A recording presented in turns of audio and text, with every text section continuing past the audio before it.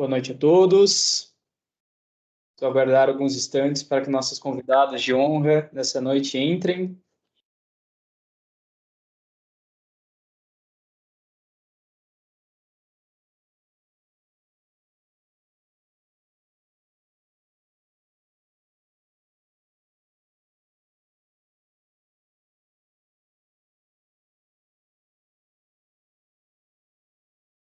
Bem, motivado pelo tempo, vou então iniciar o nosso evento da noite. Bem-vindo a todas e todas, em nome meu e da Anderson Balão. É um prazer tê-los conosco no segundo evento online da série Privacy and Compliance Talks, essa noite com o tema O Encarregado de Proteção de Dados na LGPD, Competências, Responsabilidades e Práticas Inovadoras.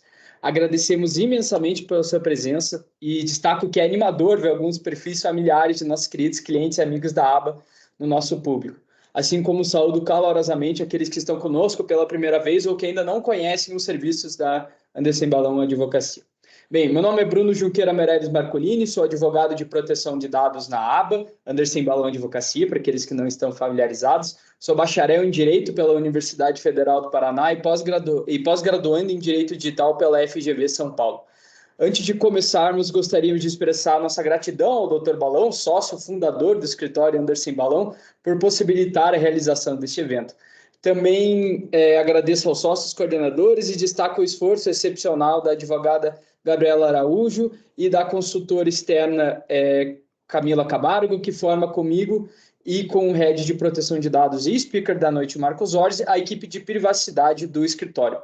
Ademais, enquanto advogado curitibano e entusiasta da privacidade, eu não poderia jamais deixar de prestar minhas homenagens ao mestre Danilo Doneda, visionário, autor curitibano, que escreveu um legado fantástico, não só para a proteção de dados brasileira, mas mundial. Feitos, então, esses agradecimentos e homenagens, informo que esse evento terá uma duração aproximada de 1 hora, e embora os microfones e câmeras do público permaneçam desativados, encorajamos vocês a enviarem perguntas através do chat do Microsoft Teams na seção PR, ali na parte de cima. Caso não consigamos abordar todas as perguntas durante o evento, não terá problema nenhum, certo? A aba garantirá que as respostas serão enviadas posteriormente por e-mail, que vocês nos cederam quando fizeram a inscrição.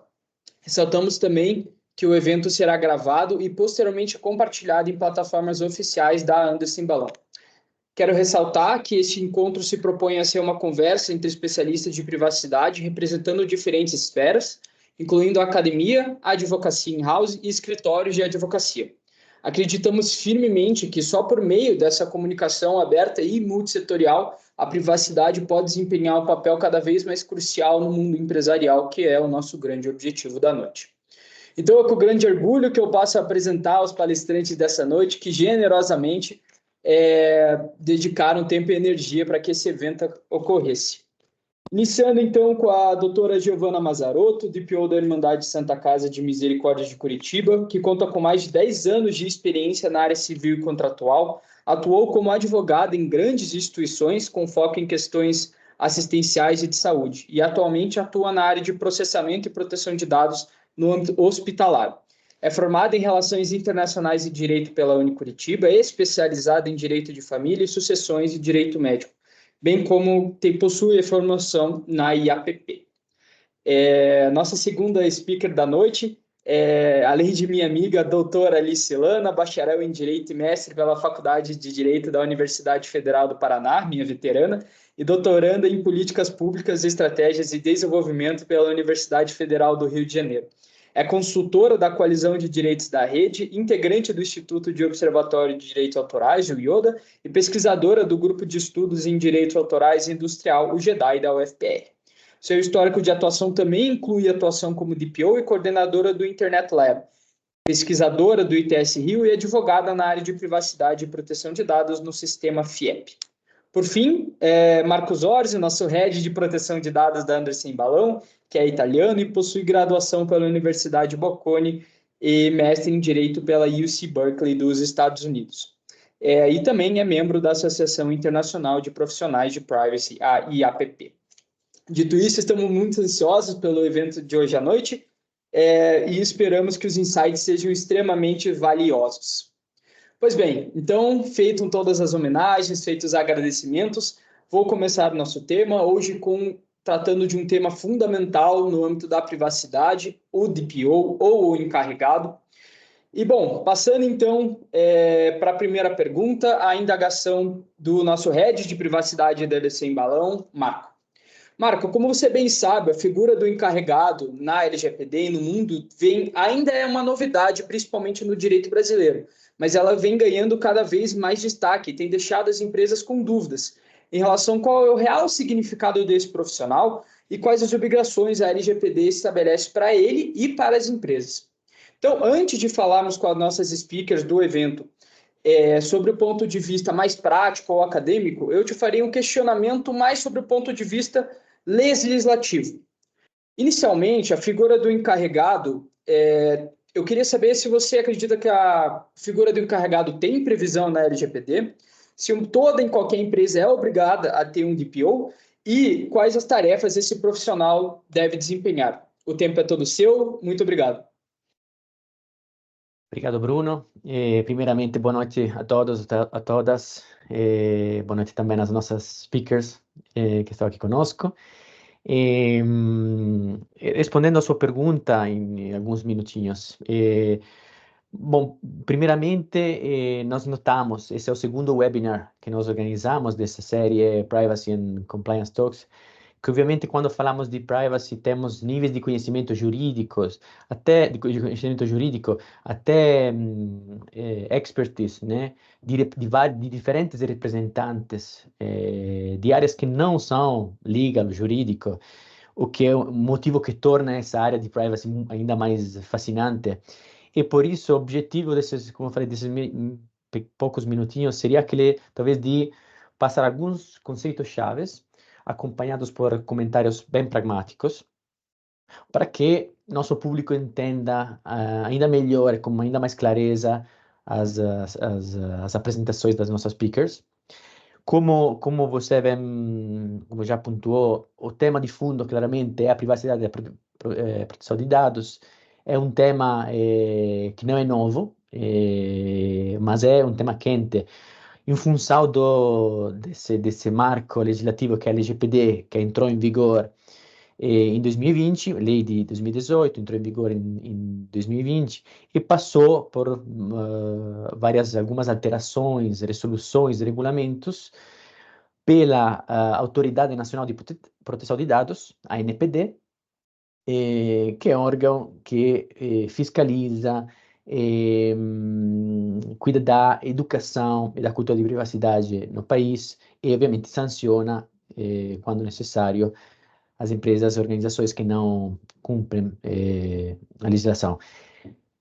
Obviamente, essa não quer ser uma apresentação sobre a LGPD, já que o recorte específico e pragmático é na figura, é sobre o encarregado, o DPO, Data Protection Officer, usando a sigla europeia que está na GDPR, que é o Regulamento Europeu de Proteção de Dados, de 2016. E a LGPD, que falei, criou essa demanda artificial, porque é uma obrigatoriedade estabelecida na LGPD, de nomeação desse encarregado, desse DPO, cuja disciplina, ovviamente, vem se aprofundando, né? É um tema que cresceu do ponto de vista regulatório muito, porque não temos mais apenas os artigos 5, 41 que estão na LGPD. Temos um guia orientativo que menciona encarregado, temos algumas resoluções e regulamentos da autoridade NPD que menciona aspectos da atuação do encarregado e temos, sobretudo, uma minuta de regulamento sobre a atuação do encarregado que foi discutida numa consulta pública no final do ano passado, em 2023.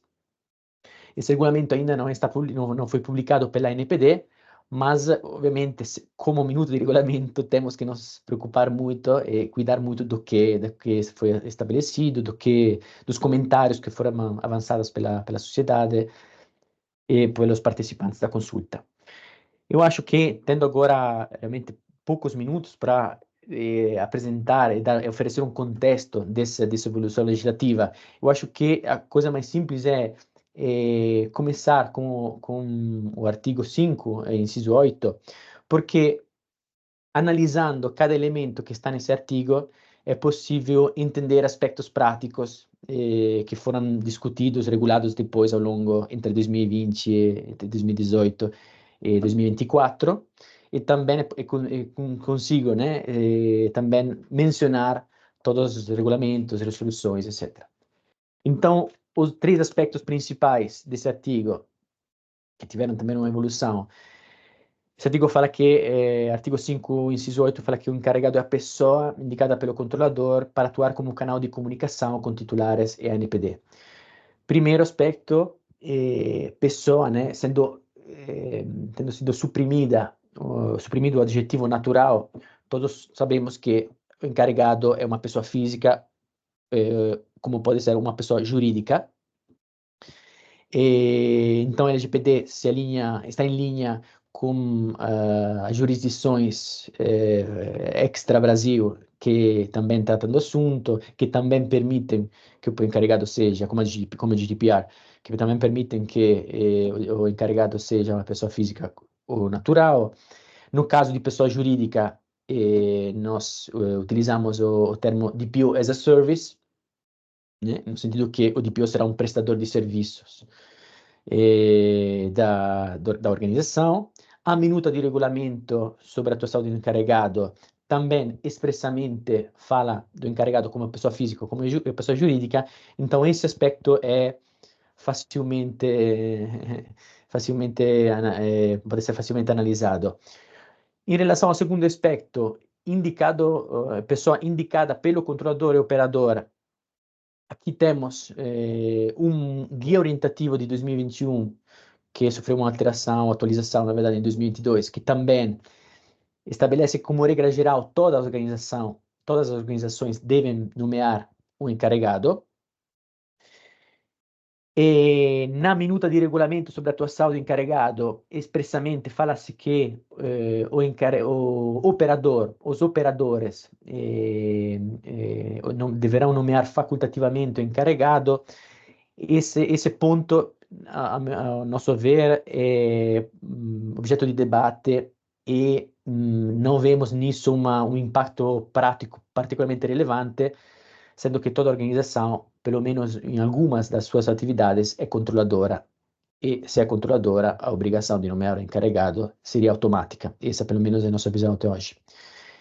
É importante destacar como há um regime jurídico de tratamento jurídico diferenciado para uma parte das empresas, sempre em relação à nomeação do encarregado, porque em cumprimento do artigo 41 há uma resolução que é a 2 de 2022, que estabelece que microempresas, empresas de pequeno porte, startups, entre outras, são dispensadas da nomeação do encarregado, embora a nomeação do encarregado do IPO seja reconhecida como uma boa prática. E, adicionalmente, embora essas empresas de pequeno porte, startups, tenham que, pelo menos, ter um canal de comunicação para assuntos de proteção de dados. Então, esses dois aspectos, né, encarregado e boa prática, tem que ter um canal de comunicação. É difícil, na prática, às vezes, não ter um encarregado e ter apenas um canal de comunicação, porque, de toda forma, alguém terá que atender às comunicações e essa pessoa deverá ser minimamente formada sobre assuntos de proteção de dados. Então, objetivamente, tecnicamente, é verdade, existe uma hipótese de dispensa nessa resolução 2 de 2022, mas, na prática, um cuidado específico tem que ser adotado.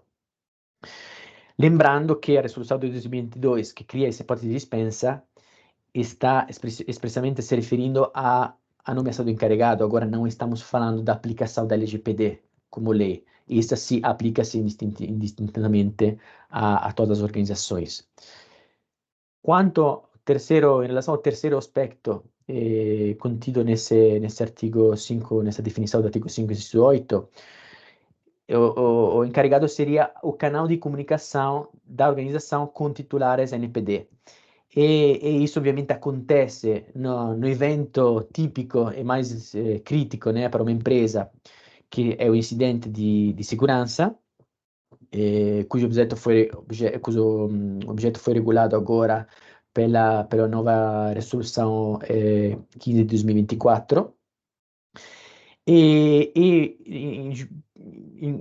conjuntamente ao artigo 5, também no artigo 41, descreve melhor essas funções do encarregado como canal de comunicação, né, que aceita reclamações e comunicações de titulares, recebe comunicações da NPD e adota providências. E o artigo 41 não limita-se à análise do encarregado como simples canal de comunicação, mas adiciona duas funções importantíssimas, né, sobretudo pela prática, pelo dia a dia da nossa atividade. O papel pedagógico do encarregado, como sempre falamos, né, privacidade não é documento, não é tecnologia, é gente, é cultura. O encarregado, então, não é apenas um canal de comunicação, uma pessoa que responde e-mail ou envia comunicados de incidentes, entre outros, mas tem que, de acordo com esse artigo 41 da LGPD, também desenvolver uma cultura, né? Cuidar da conscientização da equipe, da empresa. E como quarto ponto, a executar, apenas menciono, as demais atribuições determinadas pelo agente de tratamento, isso claramente. E mencionei agora, nesse breve excursus, vários artigos da LGPD, o artigo 5, inciso 8, mencionamos o guia orientativo de 2021 da NPD, mencionamos a resolução 2 de 2022 para agentes de pequeno porte. Acho importante concluir, então, essa apresentação mencionando também a resolução 4 de 2023 sobre a dosimetria das sanções emitidas pela ANPD. Isso é muito importante na prática, porque políticas de boas práticas e de governança, entre outras, a nomeação do encarregado, são atenuantes no processo sancionatório da NPD. Então, uma empresa que quer minimizar uma possível sanção, que quer se proteger contra incidentes de segurança, ataque cibernético, deveria, no, é fortemente recomendado, ter o encarregado, além de um projeto, de um programa de LGPD, para já ganhar um pouco de uma margem, né? E permitir que a multa seja pelo menos menor do que seria sendo encarregado.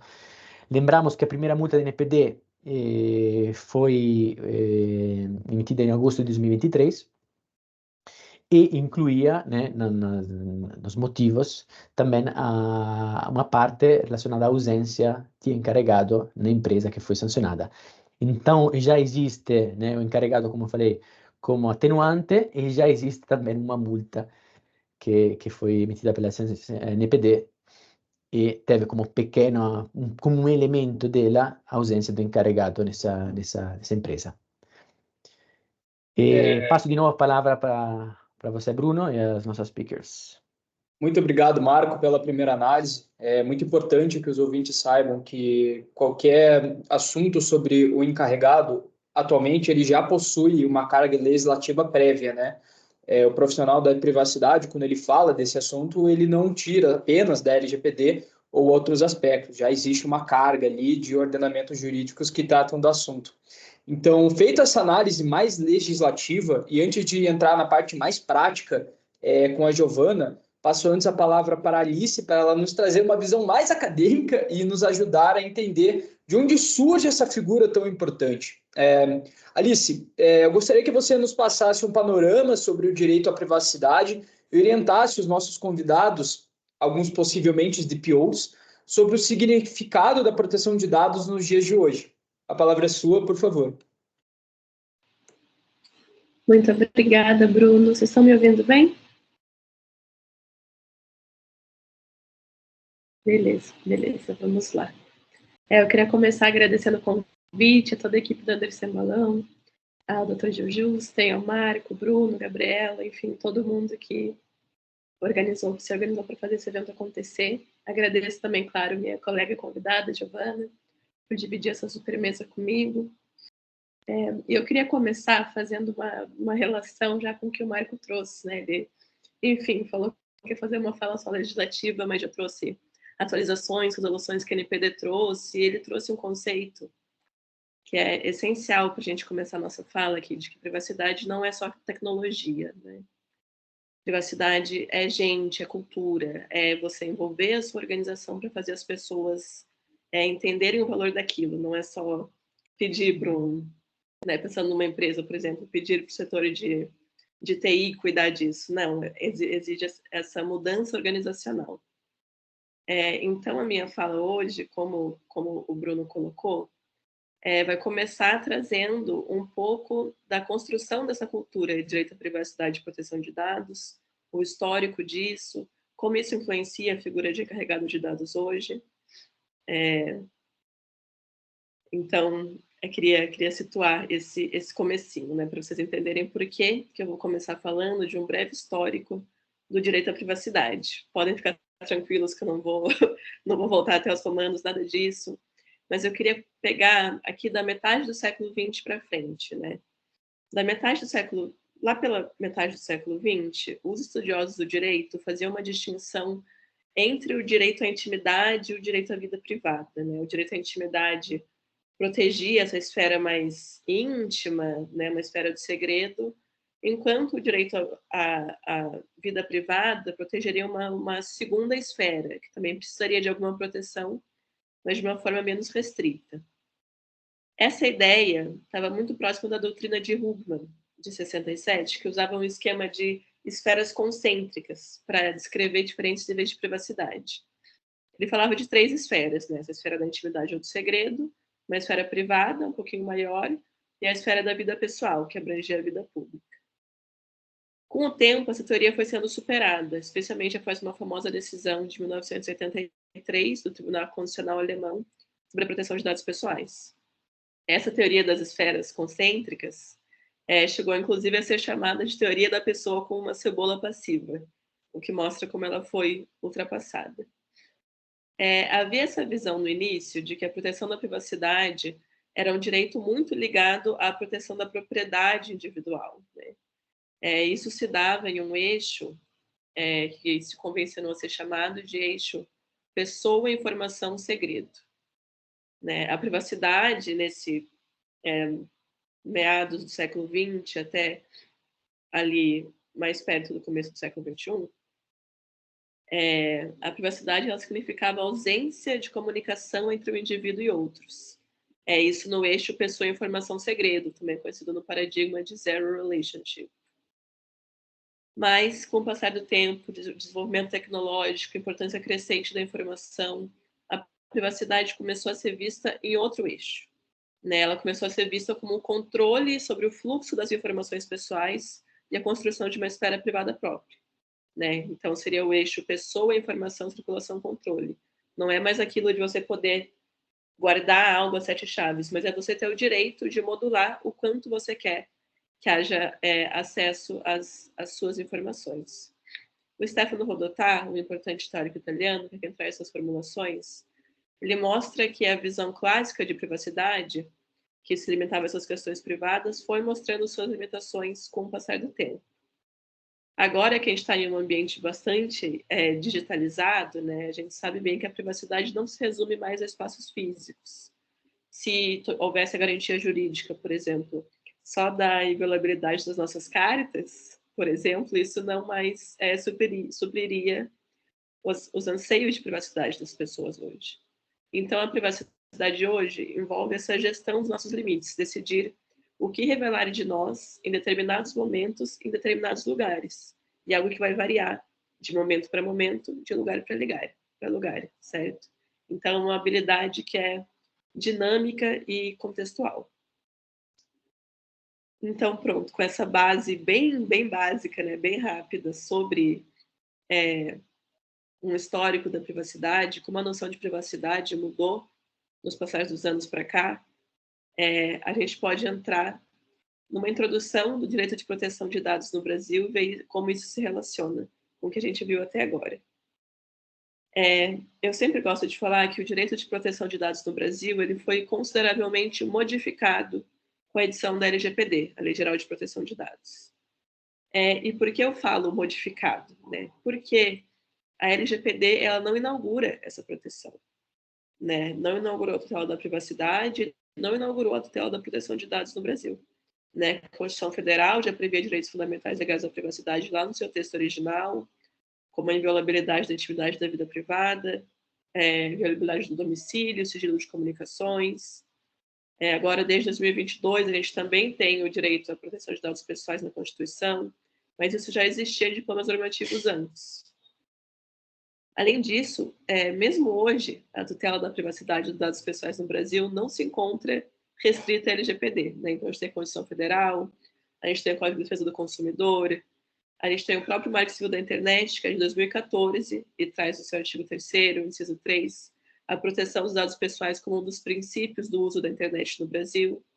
Ou seja, a LGPD ela realmente não inaugura uma proteção de dados pessoais no Brasil. Mas o que ela faz? A LGPD ela realmente traz inovações importantes na metodologia jurídica da tutela da privacidade. Uma forma de compreender a diferença da metodologia empregada pela LGPD e por outras legislações de proteção de dados é a partir da noção da procedimentalização. Né? Quando se diz que o direito de proteção de dados... Quando se diz que o direito da proteção de dados adota uma abordagem procedimental, o que eu quero dizer com isso? Né? Isso não quer dizer que ele prevê apenas procedimentos, que não existam normas materiais nesse ramo do direito, ou que essa disciplina não se importa com resultados substanciais. O que essa procedimentalização indica é uma forma diferente de assegurar a privacidade. Né? Nas clássicas garantias do direito à privacidade, muitas vezes é indispensável estabelecer se determinado fato ou informação diz respeito ao âmbito privado ou público. Isso vai exigir discussões intrincadas do quanto a pessoa queria, muitas vezes discussões filosóficas, discussões sobre relações e contextos sociais, né? na linha do que eu trouxe antes. A discussão sobre a privacidade ela é bem complexa. E aqui, já indo para o encerramento dessa primeira pergunta, eu queria deixar marcado isso para vocês, que o direito de proteção de dados ele já nasce adotando uma orientação pragmática. Né? Ele é, por essência, mais pragmático que o direito à privacidade, porque ele é voltado a assegurar uma proteção, a regulamentar essa troca de dados pessoais, sem que, para tanto, seja preciso sempre iniciar por questões conceituais delicadas. Né? Então, o direito de proteção de dados ele é pragmático na sua essência, é pragmático por definição. É isso, fico aqui então, devolvo a bola para o Bruno. Perfeito, Alice. Eu agradeço demais pela sua fala. É muito importante destacar isso para todos os ouvintes, que a LGPD ela é um ordenamento de um contexto histórico temporal dessa briga diária, que é a briga pela privacidade em um mundo em que ela pode ser colocada de lado em muitas situações. Então, até quando a gente fala da figura do DPO, é importante destacar, como a Alice muito bem falou, que ele está inserido num contexto de evolução da privacidade ao longo do tempo, e quem representa essa função está representando uma evolução da atuação que já vem se alongando ao longo de muitos anos. Agora, dando sequência, eu gostaria de trazer uma abordagem ainda mais prática do que trazida pelo Marco para os comentários da nossa segunda painelista. Giovana, você tem vivenciado na prática os desafios de uma encarregada junto à Santa Casa. Por se tratar de um ambiente hospitalar, é inegável que a sua atuação passa muito por um dos maiores desafios do encarregado, que é o manejo de dados pessoais sensíveis, e não só isso, mas de trabalhar com a privacidade em um ambiente que, na verdade, se trata com a vida. Então, eu queria que você comentasse conosco sobre o desafio de trabalhar diariamente com essa categoria tão importante e nessa situação de encarregada nesse ambiente e demais barreiras que o encarregado nessa sua área enfrenta. A palavra é sua. Muito obrigado. Obrigada, Bruno. Inicialmente, eu gostaria de desejar boa noite a todos e agradecer essa oportunidade de participar num evento de um escritório tão renomado, ao lado de profissionais tão competentes. Eu quero trazer aqui a minha prática, o dia a dia, um recorte do meu dia a dia mesmo, como é ser um DPO numa instituição hospitalar centenária. Por quê? Eu quero trazer também um contexto da implementação do setor de proteção de dados na Santa Casa. Quando entrou com o advento da legislação em 2020, nós estávamos sofrendo uma pandemia, né? 2020, naquelas incertezas, que você não sabia se você ia ser vacinado, quando ia ser vacinado, você não sabia se fechava comércio, abria comércio. A nossa linha de frente, ela tinha muita alta taxa de turnover, né? Médicos apresentando atestados, cirurgias sendo suspensas, e com isso tínhamos uma nova lei, né? Nossa, como que nós vamos mudar uma cultura, implementar uma nova lei, sendo que nós temos uma pandemia, que é tudo novo, nós não sabemos o que é esse vírus. Aí o que aconteceu? Nossa, a alta gestão, sempre muito antenada na governança corporativa, falou: não, precisamos implementar um departamento de proteção de dados e precisamos nomear um DPO. Foi nomeado um DPO na época, e aí esse DPO contava com isso, com essa pandemia, com esse distanciamento social.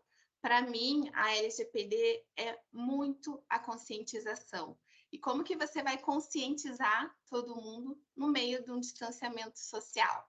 Concordam comigo que é muito difícil. Aí, o que você precisa disso? Você precisa do apoio da alta gestão.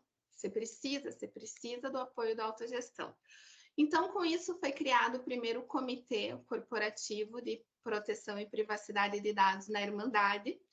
Só para contextualizar, a Irmandade, o Hospital Santa Casa, é o primeiro hospital do Paraná, tem 144 anos, mas hoje ele cuida de mais 6 unidades hospitalares, dentre os quais uma maternidade e também uma unidade de saúde mental. Então, assim, você precisava envolver a alta gestão. Foi criado o comitê corporativo, o DPO é o presidente, e precisava de pontos-chave, de pessoas-chave. Então, nós chamamos o diretor técnico médico, o diretor corporativo de TI, o RH, que é um setor que tem muitos dados também, contrato de trabalho, exames admissionais. Então, nós precisávamos de pontes chaves ali. Foi criado o comitê corporativo e em cada unidade foram criadas comissões de proteção de dados, que os diretores, os respectivos diretores hospitalares, eram os presidentes, e os presidentes se reportam ao comitê. Então, foi isso, né?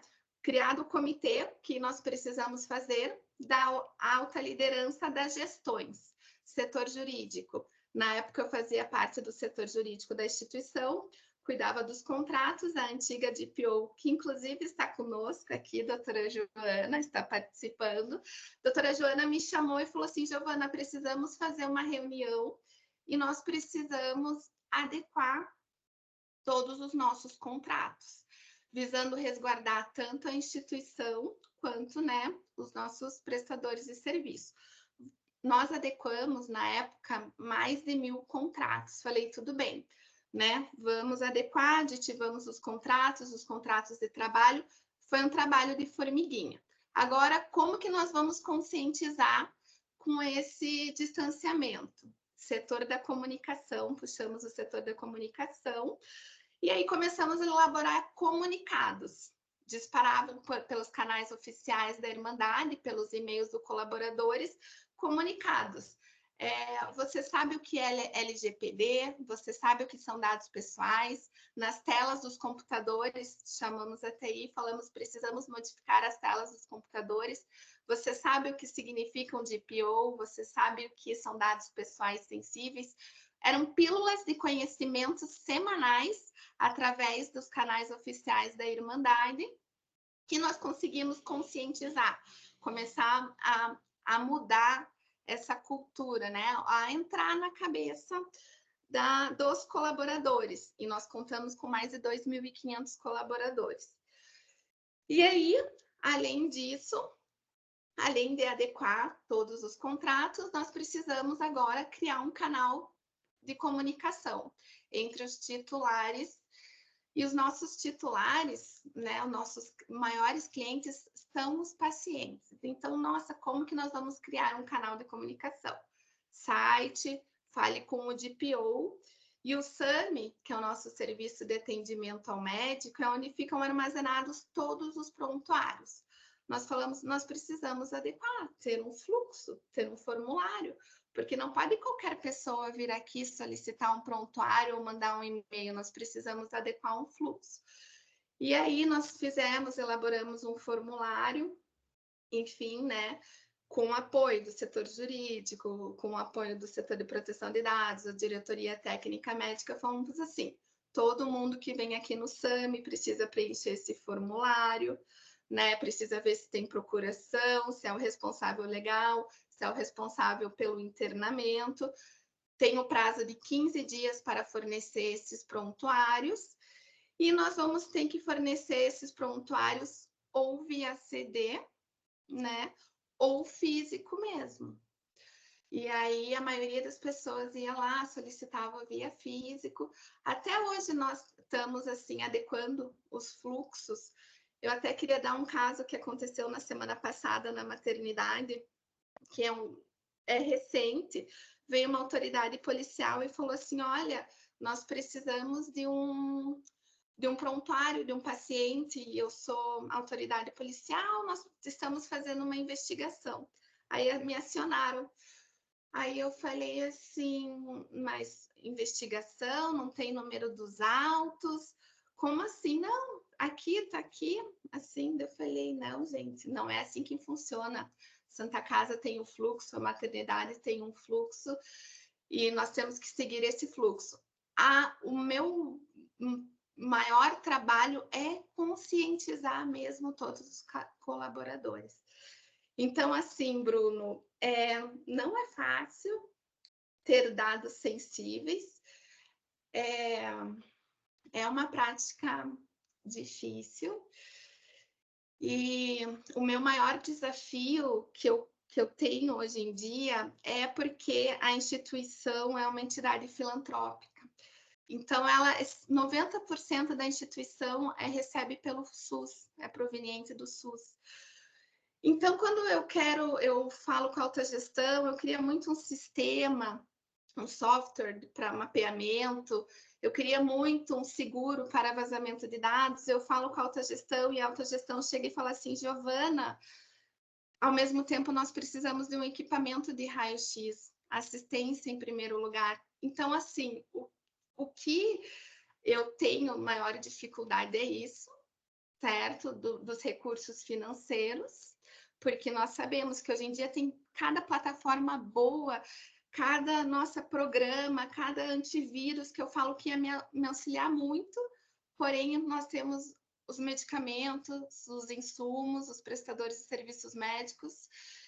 E aí um outro desafio que eu também enfrento todo dia, o departamento continua com uma única pessoa, uma única DPO para todas essas unidades. Então, eu conto com outras lideranças, o setor jurídico, é a UTI, é a diretoria técnica médica, é o setor da qualidade também. E a minha prática é essa, é a conscientização mesmo, Bruno, que eu vejo que é o meu maior desafio. E treinar, porque o que acontece? Eu tenho mais de 2.500 colaboradores e grande parte dos colaboradores são da assistência. Então, quando eles vêm para um treinamento e você fala da LGPD, eles falam, o que eu estou aprendendo com essa lei? É um momento que eles têm, muitas vezes, de descanso. Eles estão num plantão de 36, 12 horas. Aí você faz a conscientização, explica sobre a lei, explica sobre os dados sensíveis. E ali no momento eles falando, não, eu preciso salvar aquela vida, eu preciso sair que eu estou no meio de uma cirurgia, eu preciso... Então, é essa a minha maior dificuldade. Mas eu já estou vendo uma grande mudança, assim, quando eu passo pelos corredores fazendo auditoria, Eles falam, LGPD, LGPD, vou desligar a tela do computador, LGPD, LGPD, não vou tirar foto, LGPD, LGPD, eles não podem me ver. E aí, mas assim, isso já, para mim, já é uma mudança de cultura, é um passinho aqui, um passinho aqui. É isso, Bruno, passo a palavra para você. Muito obrigado, Giovana, pelos seus insights, parabenizo pela atuação. Acho que o que você trouxe de mais interessante, além dessa toda a sua atuação que é fantástica, é que a figura do DPO, ela é uma figura de uma batalha diária por algo que é negligenciado diariamente pelas pessoas, mas não por mal, mas porque, a rigor, nós temos titulares no Brasil que não sabem de seus direitos, não sabem da importância da privacidade e que são acostumados já do dia a dia da internet a ceder os dados de uma maneira quase que limitada e não sabem exatamente que por trás daquilo existem riscos para a organização e para eles mesmos, né? Então, isso tudo no ambiente hospitalar, ele é levado ao grau máximo, então realmente te parabenizo e gostei muito quando você falou dessa cultura de conscientização, que é também uma briga por algo muito importante, que é a transparência. Então, logo mais a gente voltará a falar mais do ponto da sua atuação prática, mas antes eu gostaria então de conversar mais especificamente com a Alice sobre a necessidade de transparência que uma organização deve ter com seus titulares e consigo próprio, com o DPO. Alice, uma das coisas mais importantes da função do DPO, como já foi destacado pelo Marco, é ser o meio de contato da organização com os titulares. Sendo assim, uma organização tem que possuir uma política de privacidade clara, grátis e acessível para que os titulares ou qualquer pessoa interessada consiga ter uma transparência efetiva junto aos titulares. Então, eu queria que você me falasse aqui na sua visão, qual que é a importância desse documento e quais detalhes o encarregado deve se atentar na hora de elaborar, revisar e publicar essa política. A palavra é sua. Claro, Bruno, obrigada. Queria começar só antes fazendo um pequeno comentário, Giovana. Achei sua fala sensacional. Queria falar que caso de sucesso, os policiais chegarem para as atendentes recepcionistas e elas tomarem a decisão de te consultar, né? Acho que isso já mostra o sucesso da mudança de cultura que você está conseguindo fazer. Então, pô, fantástico. Voltando aí para a sua pergunta, então, Bruno, da relação de transparência, política de privacidade, eu sempre bato na tecla que a política de privacidade ela é um dos principais documentos para proteger o encarregado, o seu time, a empresa como um todo, mas também pode ser um grande calcanhar de Aquiles, né? Porque a política de privacidade é ali onde você materializa o dever de informar e materializa várias das obrigações que o encarregado tem para com o titular. Então, decidi falar aqui também sobre essa relação da proteção de dados pessoais com a política de privacidade. Só que, para falar de política de privacidade, eu preciso falar bem brevemente de bases legais. Por quê? Proteger dados pessoais não significa proibir o uso deles, né, ou mantê-los em sigilo. As bases legais, elas entram com essas hipóteses previstas na lei que vão permitir o tratamento de dados pessoais de maneira legítima. Então, com a entrada em vigor do LGPD, foi estabelecido que nenhum dado pessoal pode ser tratado sem estar amparado por uma base legal específica.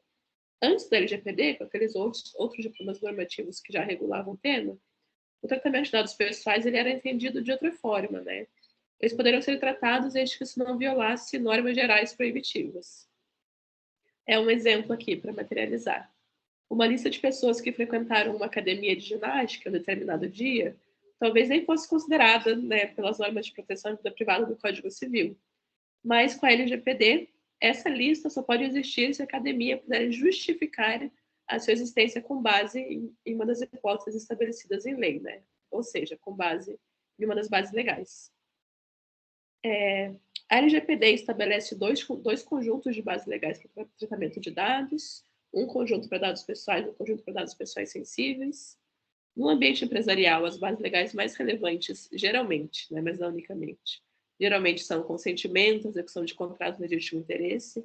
Não vou entrar muito nelas aqui, acho que também é um tema que mereceria todo um outro debate, porque é um tema muito complexo e muito importante para o dia a dia do encarregado, mas eu queria fazer um breve foco na questão do consentimento. Por quê? Porque autorizações genéricas, como consinto com o tratamento dos meus dados pessoais, geralmente não são válidas para fundamentar o tratamento de dados pessoais, né? Apesar de todas as bases legais previstas na LGPD terem a mesma hierarquia, o consentimento ele tem um papel importante porque ele guia a interpretação das demais, né? Essa abordagem é bastante semelhante à adotada pelo GDPR, né, já trazendo aqui pelo Marco antes, da União Europeia, da qual a LGPD deriva muitos conceitos. Então, o consentimento, mesmo não sendo a única base legal, né, longe disso, mas ela orienta a interpretação das outras e da LGPD em um grande grau. Com isso em mente, a gente pode explorar um pouco melhor o conceito das políticas de privacidade, né? O que são as políticas de privacidade? Elas são documentos preparados pelo controlador para informar aos titulares sobre o tratamento dos dados pessoais, né? E aqui esse verbo é importante, o informar. Embora a LGPD não mencione explicitamente a política de privacidade, o que aí é mais um trabalhinho para os DPOs, ela é elaborada para cumprir o disposto no artigo 9º da lei, que reforça os princípios do livre acesso e da transparência. A LGPD, nesse caso, é bem mais detalhada e mais abrangente que o Marco Civil da Internet e o Código de Defesa do Consumidor. O que esse artigo fala? Fala que a política de privacidade deve apresentar informações sobre todas as atividades de tratamento de dados realizadas pelo controlador. E parte dessas atividades pode ser realizada no consentimento, mas nem todas necessariamente são. E por que eu estou batendo tanto nessa tecla? Porque a política de privacidade, ela não precisa ser aceita, né? A lei não exige que a política de privacidade seja aceita ou recusada pelo titular. O artigo 9º da LGPD dispõe que o titular tem direito ao acesso facilitado às informações sobre o tratamento de dados, mas não menciona nada sobre a necessidade de aceite. Então, apresentar a política de privacidade em si para aceitação pode induzir o titular de dados a erro, fazendo com que ele acredite que a aceitação é necessária para o tratamento de dados, o que não é sempre verdade, né? Se você faz um tratamento de dados ali para cumprir uma obrigação legal, por exemplo, o aceite ou não do usuário não vai mudar nada daquilo, porque você precisa fazer o tratamento de dados para cumprir uma obrigação legal. Então, aqui é importante diferenciar termos de uso de políticas de privacidade, né? Os termos de uso, eles são instrumentos contratuais e eles estão sujeitos a disposições do Código de Defesa do Consumidor e de outras disposições. Já as políticas de privacidade têm como objetivo principal cumprir o dever de informação. O objetivo principal, informar, né? Que é um dever imposto ao controlador de dados. Então, deficiências em uma política de privacidade podem levar ao não cumprimento desse dever, tornando o tratamento de dados irregular. Outro ponto importante aqui, quando a gente fala de política de privacidade, é saber quem é o destinatário da política de privacidade. O principal destinatário da política de privacidade é o titular de dados, né? É a ele que as informações devem ser prestadas. Então, a informação deve ser acessível, deve ser clara para que o titular possa entender e exercer os seus direitos. Além disso, eu também queria destacar aqui o caráter redistributivo do dever de informação. Por quê? Porque o dever de informação, que é essa base da política de privacidade, ele não regula exaustivamente todas as atividades de tratamento, mas cria uma estrutura para que os agentes de tratamento possam justificar legalmente o que fazem com seus dados pessoais, que ao fim e ao cabo é muito do que é o trabalho do DPO, né? Você poder justificar legalmente o que a empresa está fazendo ao tratar dados pessoais. Ou seja, como o Bruno trouxe na questão, a transparência ela é central para esse processo, porque permite que os titulares examinem se concordam com as bases legais utilizadas para o tratamento dos seus dados pessoais. E aqui, já me encaminhando para a conclusão dessa pergunta também, é por isso que é tão importante a indicação das bases legais utilizadas para o tratamento de dados pessoais na política de privacidade. Por quê? Porque isso é fundamental para que os titulares possam participar das decisões sobre o uso de seus dados e avaliar o exercício de seus direitos garantidos pela LGPD. Fiz esse panorama aqui bem rapidinho sobre a relação entre políticas de privacidade e e dados pessoais e a figura do DPO, mas também continuo à disposição depois das próximas perguntas, tanto pelo meu e-mail quanto pelo Twitter/X. Obrigada. Muito obrigado, Alice, pelos seus insights. Durante a sua fala, acho que todo mundo que assiste o nosso evento e é DPO, com certeza lembrou, né, que quando você está fazendo uma política de privacidade, não é um documento isolado que está ali. Você está junto com outros documentos, como roupa, com outras políticas, junto com a LGPD, para tentar construir uma mensagem efetiva para aquele titular que vai entrar em contato. Então, de fato, ele é muito importante, a base legal é fundamental, ainda que não seja uma obrigação da LGPD você apresentar a base legal, ela está muito presente na hora da elaboração da política de privacidade, e o DPO precisa ter um olhar muito crítico em relação a isso, porque, como você comentou, uma política de privacidade fala o que a empresa faz em relação à proteção de dados. Então, tudo que está lá, o titular vai entender como verdade. Então, se você coloca algo que não ocorre de fato ou algo que está em desacordo com a LGPD, você vai trazer para a sua organização um risco. Então, é muito, muito importante que esse documento esteja de acordo com a LGPD, esteja de acordo com as diretrizes da empresa e seja efetivo. Bom, vou aproveitar então o assunto da transparência para falar novamente com a Giovana sobre um projeto muito interessante que acontece na Santa Casa para o manejo e descarte de documentos que possuem dados pessoais, sobretudo dados pessoais sensíveis, o projeto Ecosigiloso. Giovana, como a ideia também do evento é trazer práticas inovadoras e tendo em vista o que discutimos há pouco sobre os cuidados dos dados pessoais sensíveis, eu gostaria que você apresentasse, comentasse sobre o projeto e quais benefícios ele trouxe para a sua organização, a Santa Casa. A palavra é sua. Certo, obrigada, Bruno. Então, aproveitando a fala da Alice, também sobre política de privacidade, acessem o site da Santa Casa, analisem nossa política de privacidade, que ali é bem transparente. E quanto ao projeto Ecosigiloso, puxando a minha última fala, né, da questão da alta gestão e dos setores que eu preciso de apoio, em 2021, foi constatado pelo setor da sustentabilidade, junto com o setor da hotelaria, da instituição e da proteção de dados, que os resíduos hospitalares eram descartados em qualquer lugar, em qualquer lixeira. E aí você começava a ver que, né, qualquer lixeira, os formulários, os documentos, evoluções, com muitos dados, inclusive dados sensíveis, eram descartados e, né, não se sabiam para onde iam para corporativas, associações de moradores, e ali poderia ter muito risco, muito vazamento de dados. Então, em 2021, teve um pré-projeto do Ecosigiloso, a proteção de dados e a sustentabilidade, falaram, vamos fazer esse projeto do Ecosigiloso, vamos angariar 12 setores da instituição, sendo 6 deles da assistência, e vamos falar assim, olha, vamos treinar, vamos conscientizar os enfermeiros de que todo e qualquer papel A4 precisa ser descartado numa caixinha, né? Na assistência, normalmente é uma caixa plástica ou uma caixa acrílica, porque precisa limpar, né? Mas nos setores administrativos, uma caixa mesmo de papelão. Então, todo e qualquer documento você descarta ali, e nós contratamos uma empresa terceira para fazer a coleta desses papéis uma vez por mês, e fazer a coleta adequada, o descarte adequado, e ainda isso se tornar reciclável, essa matéria-prima reciclável, e retornar financeiramente para o hospital, que é uma entidade filantrópica. Então, daí nós tivemos esse pré-projeto em 3 meses, teve muita adesão, todo mundo começou a descartar os papéis no Ecosigiloso, e começou a dar muito certo, né? Um monte mais de 1.000 quilos de papel revertidos, né, para reciclagem, além de sustentável.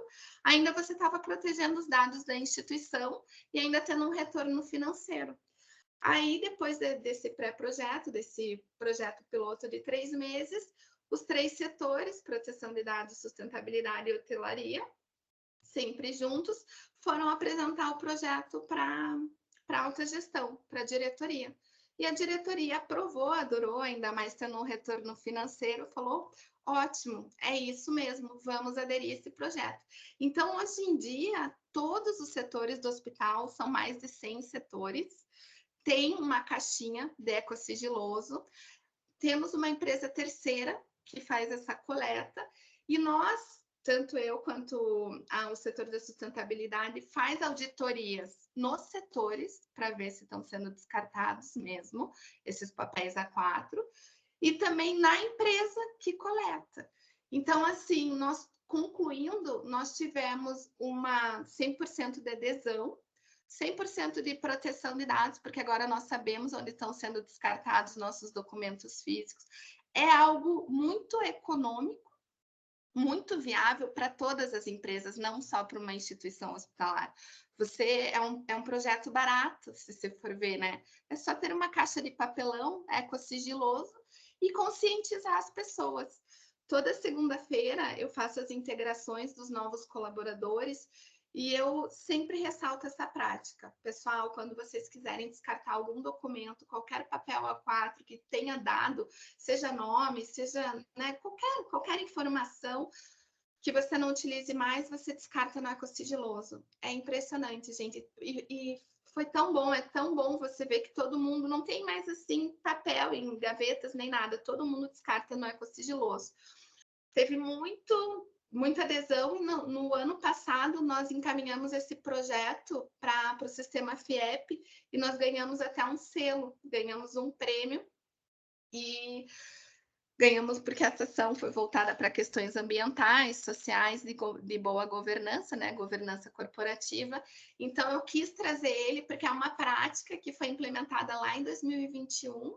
Nós não contávamos que ia dar uma repercussão tão boa e até hoje está implementada em todas as unidades, não só na Santa Casa, como na maternidade, na Única, em Piem, nós temos um hospital em Piem. Então, é muito legal e eu queria compartilhar isso com vocês, inclusive com a doutora Joana, que teve essa ideia brilhante e ela está aqui presente. Queria parabenizar, se ela quiser fazer algum comentário. Eu acho que não dá mais tempo, mas eu queria trazer essa minha experiência para vocês. Isso é um pouquinho aqui da minha prática que deu certo também, gente, porque não é só desafio, também tem muita solução. Certo? Muito obrigado, Giovana. Queria fazer essa saudação rápida à Joana também, grande referência curitibana da proteção de dados, teve essa grande ideia. O ecosigiloso representa uma das maiores inovações que eu já vi, não só no âmbito curitibano, mas no âmbito nacional de proteção de dados. Por excelência do tempo, eu gostaria de falar mais, não poderei, mas queria só deixar esse parabéns, porque é um projeto sensacional de verdade. Mas, prezados, em respeito ao tempo, passarei para a conclusão deste nosso evento de hoje. Ao longo dessa última hora, conseguimos debater uma gama extremamente diversa de assuntos relacionados com essa figura fundamental para a privacidade e proteção de dados, que é o encarregado, e todas as atribuições que decorrem da sua nomeação. Com o passar dos anos, cada vez mais os profissionais têm sido nomeados dentro de suas organizações e nem sempre possuem a expertise necessária para executar suas obrigações, abrindo margem para dúvidas diversas que podem surgir.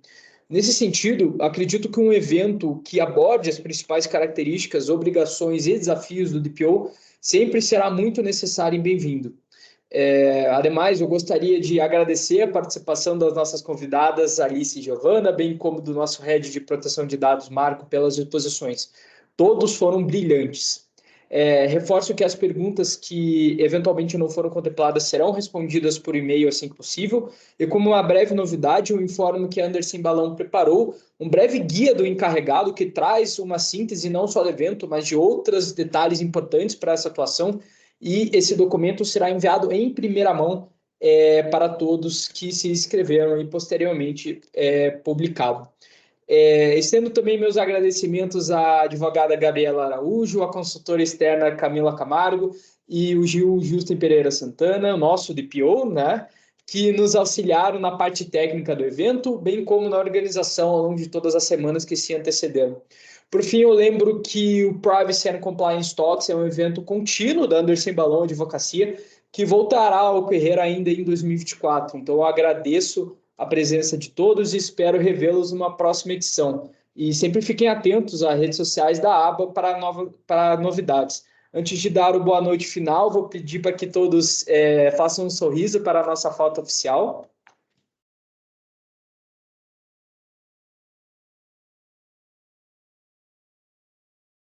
Mais uma vez.